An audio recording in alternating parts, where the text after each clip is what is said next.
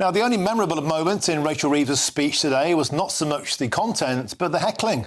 And despite pensioners coming out in their droves to protest against the winter fuel cut, the Chancellor used the opportunity in her speech to defend Labour's decision. I made the choice to means test the winter fuel payment so that it is only targeted at those most in need.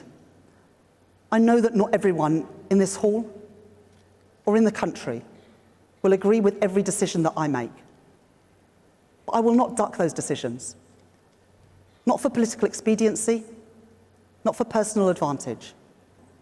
I judged it the right decision in the circumstances that we inherited. I did not take those decisions lightly. I will never take the responsibilities of this office lightly. Well, the Chancellor says that she will make hard but fair choices, so one can't help but wonder why she is banking a £10 billion windfall from the Bank of England, despite calls from her own party to use the funds to reinstate the winter fuel payment for struggling pensioners.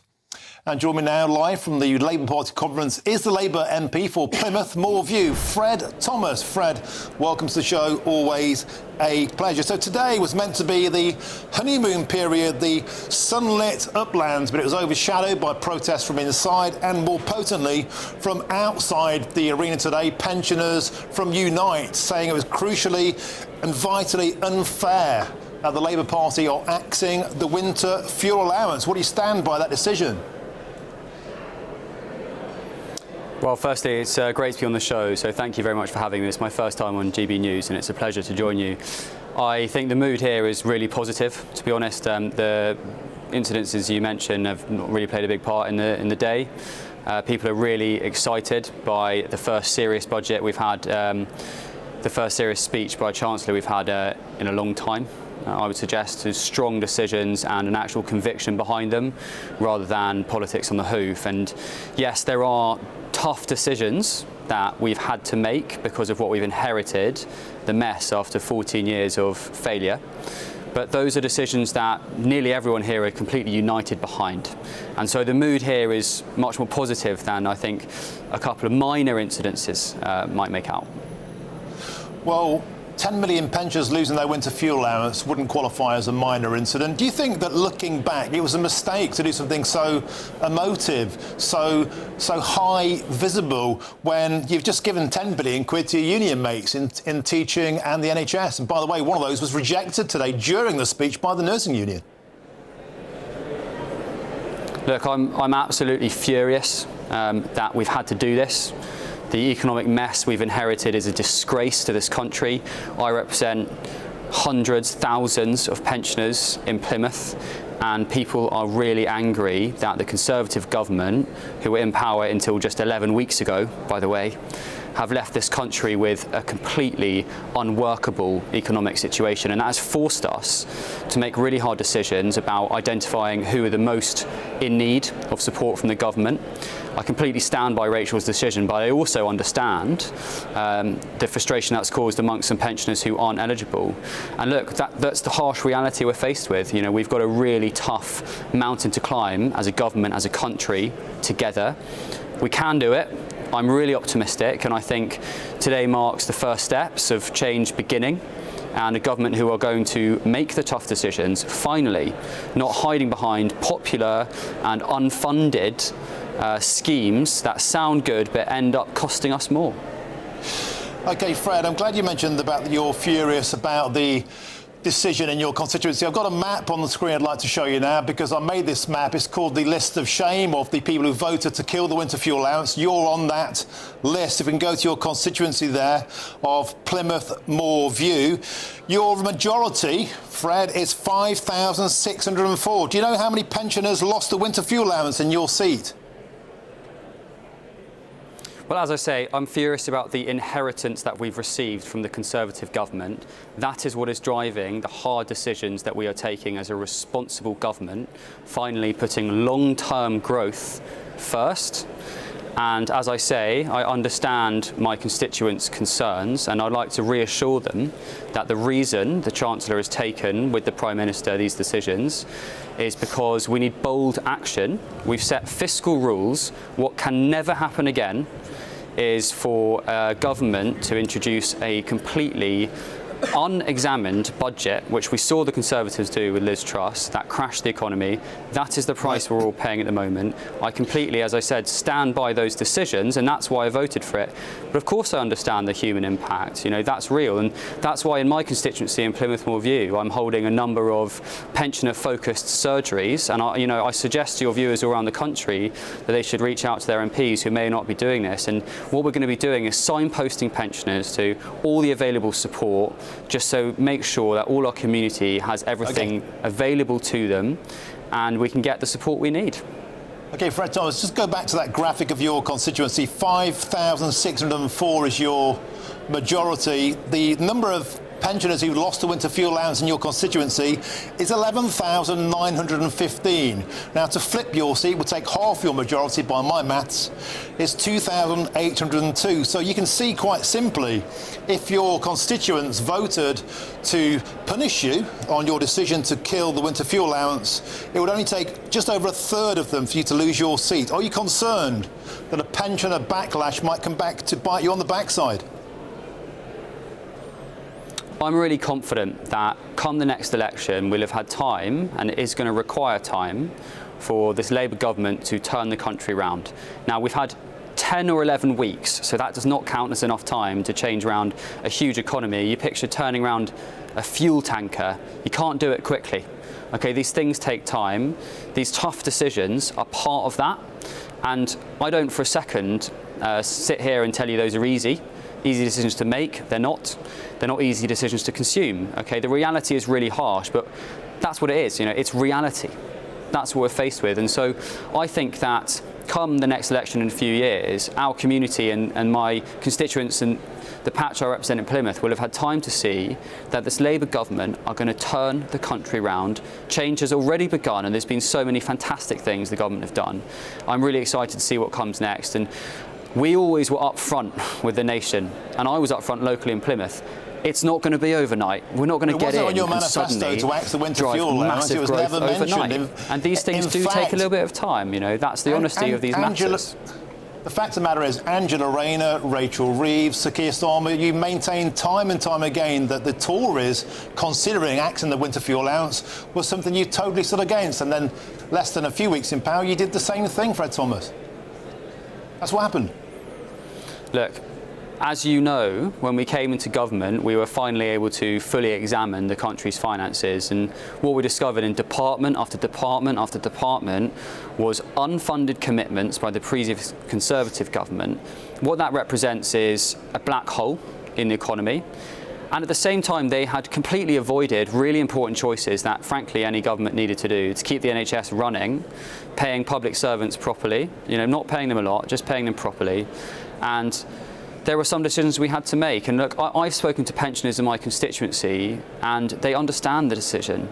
You know, there is concern about it, of course, because we're talking about money that people used to have in their pocket, that some of them, and bear in mind the most needy absolutely will still have the money in their pocket. That's important to remember here. But what other pensioners understand, and they come to me and they say is, OK, Labour have completely committed to the triple lock on pensions, which is going to end up being much more valuable to pensioners than the winter fuel allowance. So Labour's completely on the side of pensioners and completely on the side of the economy, because it's growth that is going to get us out of the situation that the Conservatives have left us in. That's the reality we're in. Okay, Fred Thomas, thank you very much. You've got a tanker. You say the tanker's got to turn around. Let's hope it's got winter fuel on board. Fred Thomas, thank you very much for joining us on the show. Appreciate your time. Labour MP there for Plymouth Moor View. Well, joining me now in the studio is the Director of the Public on Services, Mark Littlewood, and my panel of Nigel Nelson, GB News Senior Political Commentator, and Mutaz Ahmed, the Associate Comment Editor at The Telegraph. Gentlemen, welcome to the show. Let's start with you, Mark Littlewood. I think I gave him ample opportunity there to face up to the facts. The facts are stark. You know, MPs like Fred Thomas could be in major trouble if a fraction of the people in their constituencies decide to vote against him on the issue of pensions. Do you think he was convincing in his response? Not really. I also found it a little hard to believe, if I'm honest, that pensioners are mobbing him on the streets of Plymouth to say how much they understand that Labour is committed to the triple lock. I would like to know exactly how many such conversations he's had. Look, this was a political choice. Don't buy any of this, we opened the books and we discovered something far worse than we could possibly have imagined. And I'd also add to that, I'd have more sympathy with the Labour government if over their 14 years of opposition they had continually been saying to the Conservatives, we've got to tighten our belts, we're spending too much, I think you should rein this in, I think you should cut this, I think you should cut back on that. Quite the opposite. Any attempts by the Conservative Party to keep expenditure down were criticised by the Labour Party, so I think the books would have been a lot worse if Labour had been in. So it's a choice. 22 billion, which is the mystical number they've come up with and have not justified, is a rounding error in the public finances. As I've said before, it's a bit like worrying that your house is burning down because you might have left a £5 note behind the sofa. The overall state of the public finances is colossally worse than any rounding error on a spreadsheet of 22 billion. And the Labour government doesn't seem to be getting to grips with that at all. I fear they're going to put that tax to such high rates that more people will be scared off and revenues will fall. And there doesn't seem to be, with this modest and rather cruel cut aside, any serious view about how to get public expenditure under control. Let's bring my panel in now. Let's start with you, Nigel Nelson. Now, Nigel, I know as a supporter of the Labour Party, you've been exasperated by the timing of this. Everybody's talking about it still. Now, there are pensioners outside in the rain, in wheelchairs, some with dementia that Jimmy spoke to earlier. It's still dominating the agenda. For a £1.4 billion saving, why, in the name of all that's holy, did Rachel Reeves decide to single out pensioners? I don't understand it. Well, first of all, if you need £1.4 billion and you need it really quickly, this is probably the only way you can get it, to actually, because I can't think of another way it would come in quite so quickly. However, what Rachel Reeves hasn't explained is why she needs it so quickly. I would have favoured rolling the £300 into the state pension and then taxing it. So richer pensioners would have given a substantial amount of the money back.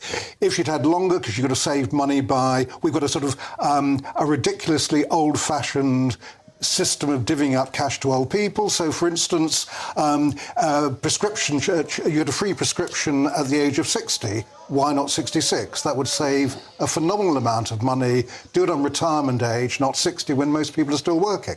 But Ahmed, what's your take on this? We're still talking about. Do you think that Rachel Reeves and the Labour Party just made an historic blunder in singling out? I mean, look, this is outside the Labour Party's own conference. This is exactly. Unite, the biggest Labour supporting union, coming out in their droves against the government at their maiden conference. It's a terrible look. This was meant to be Positivity Week. It's like Donald Trump's Infrastructure Week that never happened. We waited 4 years and never came. They were supposed to be positive this week, and they can't stop the doom and gloom. What was his justification? Oh, the Tories left us a mess. The truth is that they need this money because they want to increase spending further than the Tories were going to spend. That's the fact. That's why they need the money. And there is actually a justification for cutting winter fuel payments. You talk about intergenerational fairness, you talk about the triple lock. He only came to that at the end of his interview because he spent so much time talking about how Tories messed it up. It is a mess. Whether they cut it now or not, they're in trouble. They're in trouble both ways. That's the worst outcome you can get in politics, and they've managed to achieve it. Mark, final word to you. They're hoping, Fred Thomas was saying, in a few years' time, they'll have all forgotten about this. There'll be nothing to see. Pensioners will be grateful for our expedience. Is that true? Or can these things linger on for a long time? Poll tax, Maggie Thatcher milk snatcher. We still talk about that now, decades later. No, that's right. Look, the memory fades after a while. And I'm rather with Nigel. I think the sensible thing to have done would have been to wrap up all the various pensioner benefits into the state pension.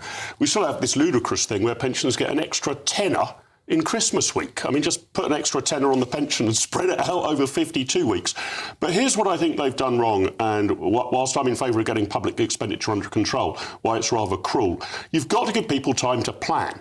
And it's not as if people in their 80s can decide to sort of re-enter the workforce to make ends meet.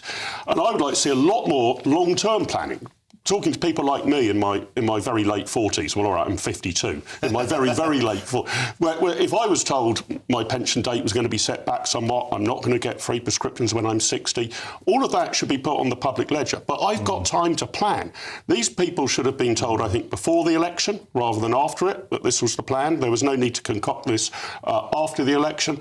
And in the pensioner community, you can't really do a great deal to change your income stream. So really, the long-term savings need to be aimed at warning people like me that I'm probably not going to get all of these benefits in 15, 20 years' time. Probably the reason they get stum about that is because in seats like Fred Thomas's seat, he may well have the lost. majority of 5,600, almost 12,000 pensioners lost their winter fuel allowance. Those outcomes would have been very, very, very different. More, we have to leave it there. And thanks to my panel, we're back to you shortly. Excellent as ever. Now,